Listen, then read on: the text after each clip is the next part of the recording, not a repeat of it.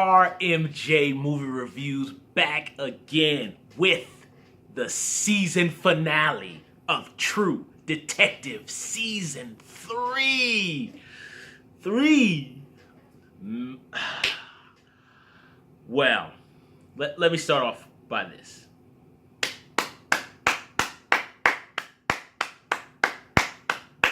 And a standing ovation without me actually standing up because I don't want to get out of frame. That was exceptional, phenomenal, brilliant piece of writing. This was, and I'm going to go out on a whim here because people, in my personal opinion, and I've said this in the other things about True Detective Season 3, people have been hating and giving this a hard time because everybody was still salty about Season 2. I will say, I'm gonna put myself out there as a True Detective fan. I think that this season finale was better than Season 1's finale. Not the entire season, but I think this finale was the best out of the 3 seasons, in my personal, humble opinion. Pretty much all the loose ends, the pieces of the mystery. I'm going to contain spoilers in this too. And guys, I don't know how long I'm going to ramble, so if you guys enjoy me, stay with me, whatever, you like True Detective. I'm going to do spoilers. I'm just going to give you my complete thoughts because I just stopped watching it. I love the fact that all the clues and pieces and I'm trying to think, closure to a lot of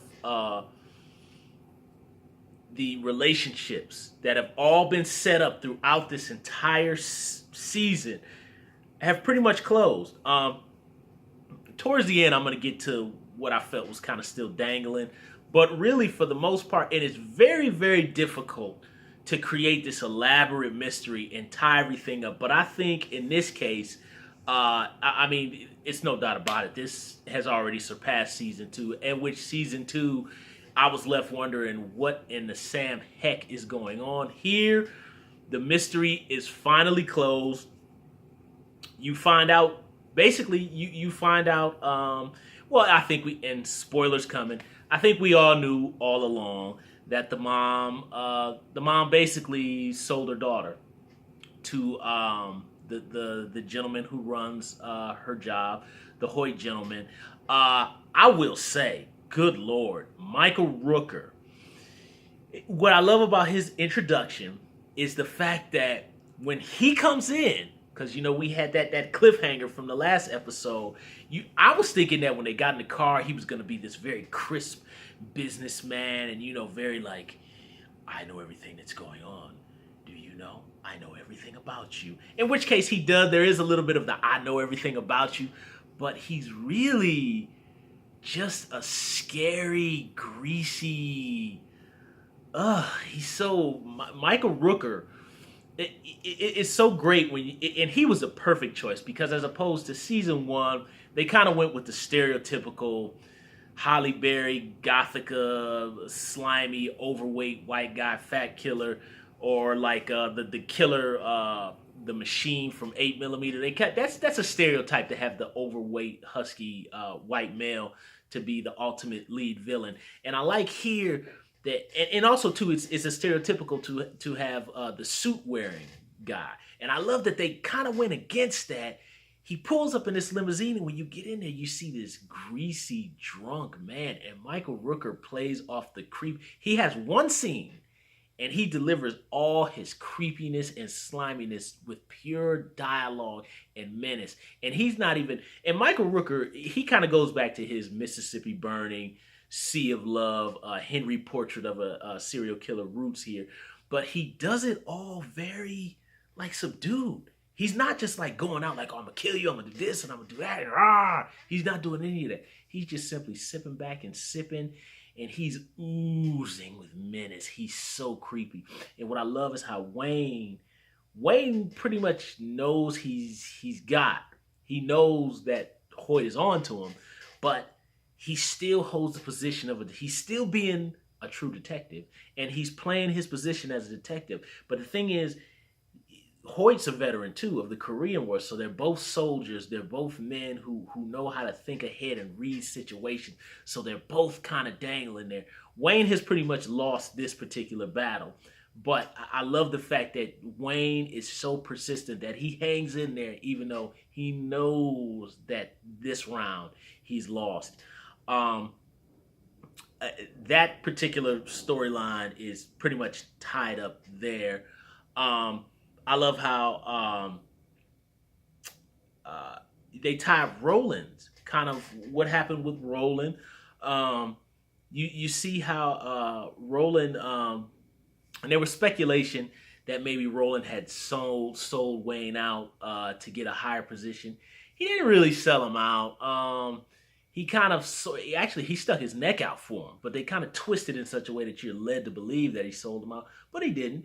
Roland tried to keep him. I mean, really, in this case, Roland Moore wanting to play ball kind of got him ahead of the game, and his race kind of kicked him a little bit. They kind of seemed to let go of the race angle a little bit, kind of towards the end of the season. They weren't playing it as much as they were in the beginning of the season. They kind of let that go. But you can really see that Roland was really his true friend. He was with him the entire way. So I like the fact that Roland was his boy. He was his friend, and he stayed with him, and he really tried to guide him and get him to do the right thing. Wayne is just so stubborn and strict in his ways that he put himself in this position. And you find out too that Amelia Amelia is Amelia. She has her troubles, but you can see that Wayne was the one that said, "Cool, you go ahead and do this book," and that's really because number one, Wayne is stubborn, and he didn't feel like they were doing the case the way he felt they should have been doing, which might have been true. But Roland been trying to keep him on the path of look. You don't need to do all that. You personalizing this too much. You need to do your job. And ultimately, Wayne's stubbornness has spread to the rest of his life.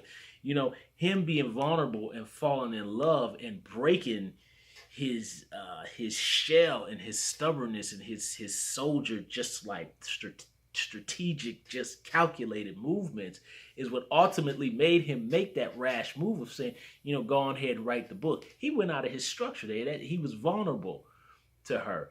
She didn't manipulate him into that move, although it's led to believe the beginning half of the season. Wayne did that because he's stubborn and he was in love. And he blamed that on her. So that goes back to the scene when Roland was with his girl that he met in the church. That was something they left dangling. They didn't really explain that. But you can see that's why he's getting pissed off at her at the dinner table. He's been holding this against her, that he's working a desk job this entire time. I can say this is one of the most compelling, realist, adult male-female relationships I think that I have seen on film. I don't think they film this in film. It's digital now, but whatever. You know what I mean? In film that I can remember at my young age of 37. It is so real. And I love how the fact that Wayne is so emotionally vulnerable to Amelia, he tests her in that scene. Basically, and also too, he's pissed off at her, but they gave him the out. They really did. I mean, he didn't have to take the desk job. I mean, he really could have sold his girl out, but that was really, he was in love. He was in love, and that made him angry, and he couldn't sell her out. So he chose to vent that anger on her. I mean, man, he called her a high yellow this. I mean, that boy got heavy. He said, "You are an a-hole." I was like, wow. It was, and I love how she turned around and looked at him and said, "You showed me how really weak you are." I was like, damn. That was the most rawest, real interpretation of a real male-female argument I have ever seen. A real adult dysfunctional argument that I have seen. It's not the soap opera Tyler Perry stuff with "you ain't doing this, you ain't doing this and that," and smashing dishes and all that dumb stuff. This was 100% authentic. Very authentic. And you even see how Wayne proposed to her at the bar while he's tore up drunk. Their relationship was and you also see Wayne, part of his stubbornness stems from the fact that when he joined the army, you find out the link that he's never done what he truly wants to do. So it's almost like this brother has been fighting with himself all these years. He's pissed off at the world and doing what he wanted to do because he never did what he wanted to do from the beginning. That's a lot of people in life running around out here in the world right now. I think any one of us could go to a job or something like that, get cussed out by somebody or mistreated by somebody you worked with, and they're probably walking around like Wayne. That's the most authentic thing I've ever seen. Now, finding out Amelia's past, somebody could write in the comment section. I might be wrong. I might have to watch the episode again. I don't think they really quite wrapped up her bad girl past, but I think from my interpretation was part of her way of learning to bond with him because he was so just structured and strategic. You know, he was such a hard shell. I think that was maybe her way of trying to get in with him, not to get information about the case, but to get to him as a man emotionally. I think. I could be wrong. Somebody could leave in the comment section. Stephen Dorff's character, and I love the fact that he did not turn out to be gay. Not that I would have had a problem with that, but I think that would have been too easy of an out. It's the fact he was a friend with the Purcell's father just because he's a man who really he starts out at the beginning of the season, he likes to shoot animals and he kind of smokes cigarettes and he makes the typical stereotypical male male genitalia jokes and all that kind of stuff, but really at his core he's a very sweet man, and Roland has a lot of empathy. I wouldn't say he's a fixer, but he's definitely a person who takes care of those in need, and that's what he did with the Purcell's father. You know what I mean? Tom was a tortured man who, and I think that whole thing with Tom turning out to be gay or maybe struggling with sexual things, I think that was something they probably could have left out. But I think it was just to make the point that Tom was a man who had really deep inner struggles, and Roland was there to be his boy, and that was somebody he couldn't save, so that tortured him. And I think all of their scenes are compelling. I mean, Mahershala Ali and Cargo Arjego, I'm sorry, I'm saying her name wrong, but who plays Amelia, their scenes are compelling. Stephen Dorff and Mahershala Ali's scenes are compelling. Oh my God, this was just phenomenal. I was fully satisfied with everyone's arc. From beginning to end, and just like I believe True Detective season 1 finale, I think was just 1 hour. I think it was only season 2 and season 3 that were a little bit over an hour. I did not feel this was too long. I have not watched anybody else's reviews of this series finale yet, but I felt it was the perfect length. I love the fact that they did not end it in this nihilistic. Season 2 was trying to be just too nihilistic. They were trying to go too far into Alien 3, 8mm, 7 territory where there's just no hope at the end. And I love here that, it turns out that the little girl wasn't dead. She wasn't dead. She escaped out of this hellhole that she was sold into, and her mother sold her and gave her away because like she was a whore at heart or whatever it was. She said a couple episodes back, she was sold, by a family who had a lot of money, and they were very sick people. Oh God, it was really, I was so emotionally involved. I was compelled from their arcs, their relationships, The mystery had me. I was satisfied with the mystery because we find out about the one-eyed black man. We found out about him, and that basically it was him, and it was Hoyt's. I believe it was Hoyt's.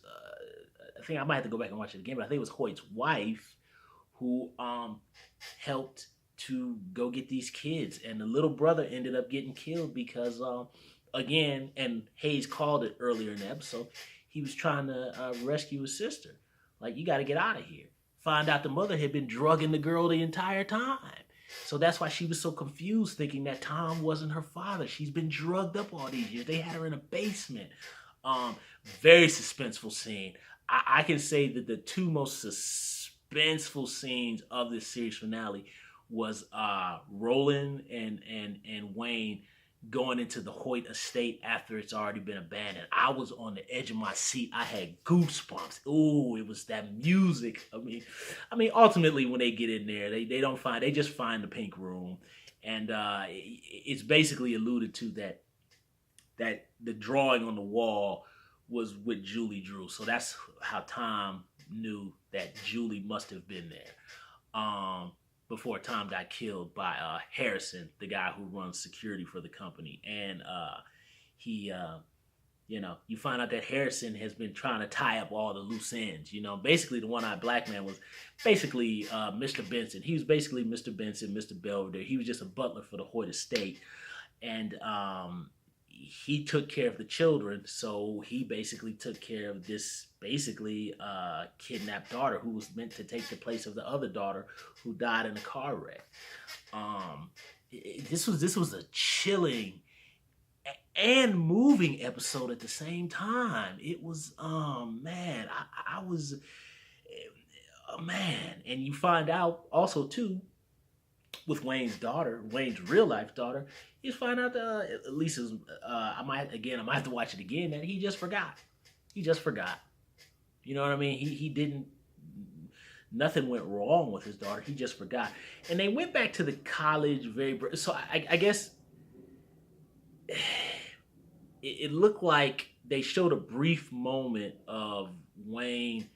I guess this is later on before Wayne fully goes into his memory loss, but I think Amelia is still teaching.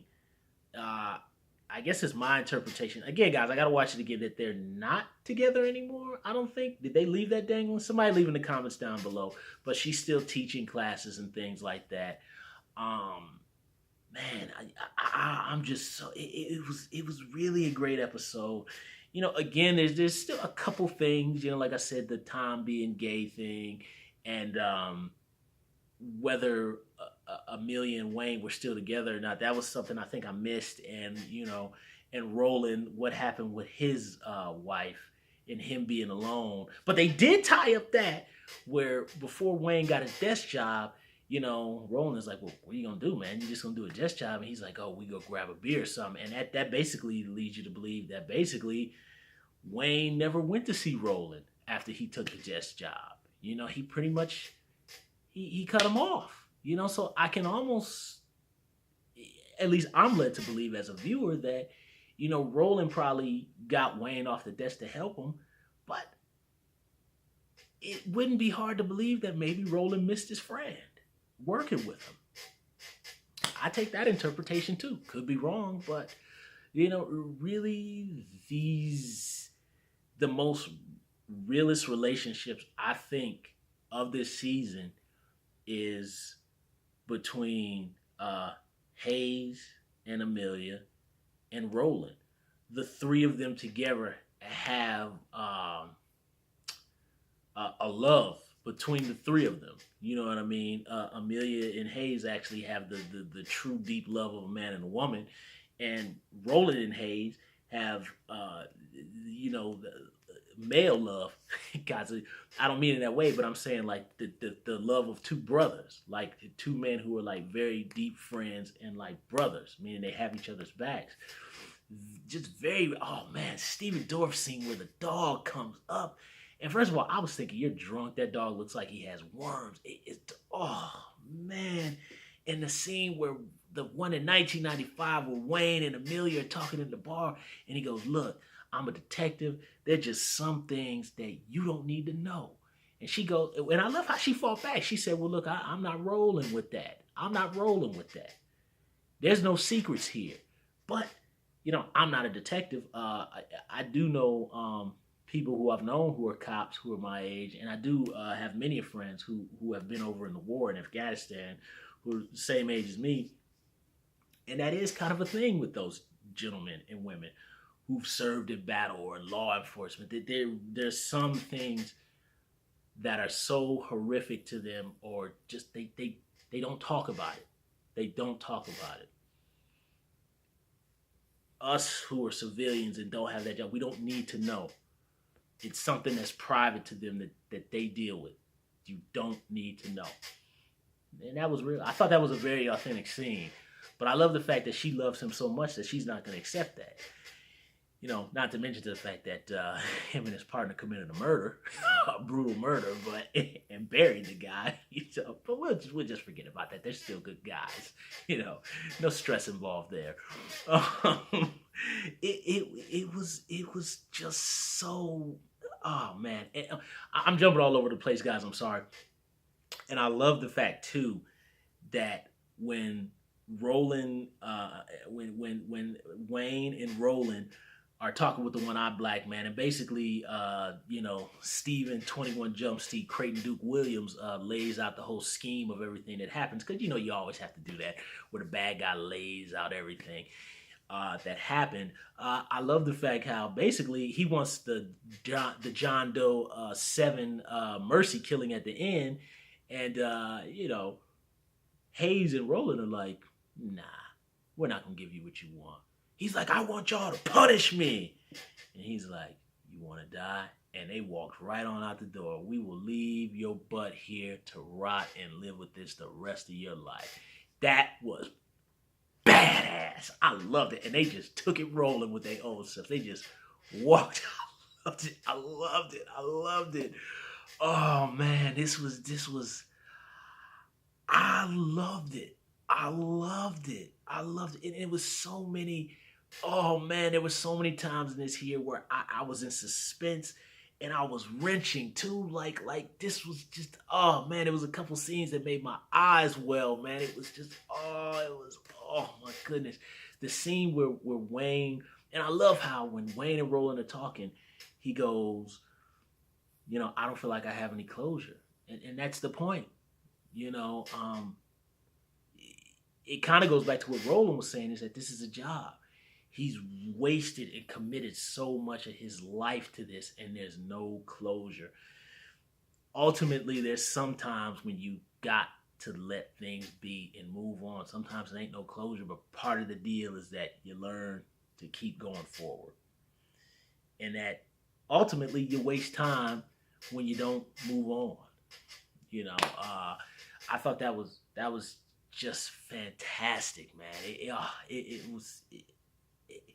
It was great. It was great. I'm trying to think of some other things I can say about this. I'm going to go watch it again. Probably not tonight, but I'll watch it again. But I will say, by far, the best 2 episodes of the entire series were this one and 7. The entire was. I'd probably say this one, 7, probably 1 and 2, and I think 3. Those were the best ones. 4 and 5, episode 4 and 5, in my personal opinion, were kind of a little bit more. I thought 4 and 5 were a little bit weaker to me, but really, it was just phenomenal, guys. I'm like all over the place because I just thought it was just such a magnificent piece of storytelling. It was wrapped up very good, and again, there were a couple of things that might have still kind of been dangling around, but really, for the most part, I thought all the loose ends with the mystery tied up and they made sense. Everything pretty much connected from the earlier seasons. All the dots connected. I love the fact that Julie lived on, and she had another miniature Julie. And I was going to end off by saying I love that scene when Wayne personally wraps it up for herself, because Roland was already done with it. Roland was done with it. Roland's part in it was finally backing up Hayes 100% and stepping out of. I mean, at this point they're old men, but Roland's part was basically he's rolling with his boy and he's saying, you know what, I'm here for you. Let's Brad Pitt in Seven. Let's finish it.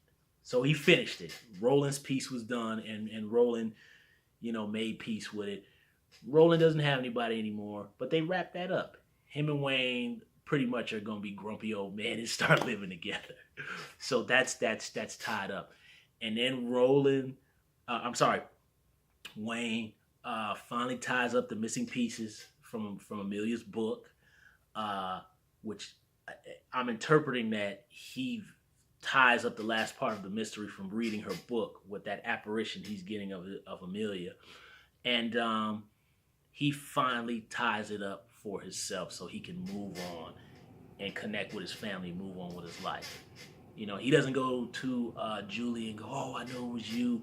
For him, it's enough to know that this little girl is alive. She's moved on. She has her own family, and she's living in peace and happiness, and that's enough closure for Wayne to then he can move on. His son, and it's such a touching moment. His son goes and picks him up, gives him a hug, and it's also touching for me. Just many touching scenes. His son gives him a hug. Roland and Wayne give each other a hug. Another touching moment. Amelia and Wayne walking out of the bar, although he's drunk when he proposes to her, they walk out hand in hand. There's so many touching moments in this. Man, it was great. It was great. Guys, that's about all I got to say about the series, the season finale of True Detective Season 3. It was phenomenal. It was a gigantic, monumental, extreme comeback from the convoluted and misguided Season 2. I will really go out on a limb and say I feel this is a very, very close to being... I will go out on a limb and say it's as good as Season 1 to me. I really think these two seasons are exactly neck and neck, in my personal opinion.